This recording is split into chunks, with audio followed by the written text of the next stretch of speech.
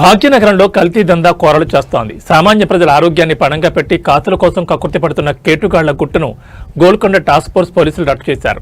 తాజాగా గోషామహల్ పరిధిలో జరిగిన దాడుల్లో విస్తుపోయే నిజాలు వెలుగులోకి వచ్చాయి. నిబంధనలకు పాత్ర వేస్తూ కనీస పరిశుభ్రత పాటించకుండా మాంసం విక్రయాలు సాగిస్తున్న ఒక దుకాణంపై పోలీసులు మెరుపుదాడులు నిర్వహించారు.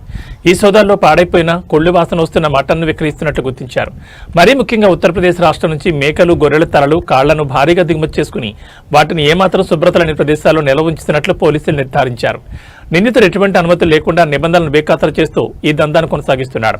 ఈ కుళ్లిన మాంసం హోటళ్లకు వెళుతోందా లేక నేరుగా ప్రజలకు విక్రయిస్తున్నారా అనే కోణంలో పోలీసులు విచారణ వేగవంతం చేశారు. ప్రస్తుతానికి నిర్వాహకులను అదుపులోకి తీసుకున్న పోలీసులు స్వాధీనం చేసుకున్న మాంసాన్ని పరీక్షల నిమిత్తం ల్యాబ్కు పంపించారు.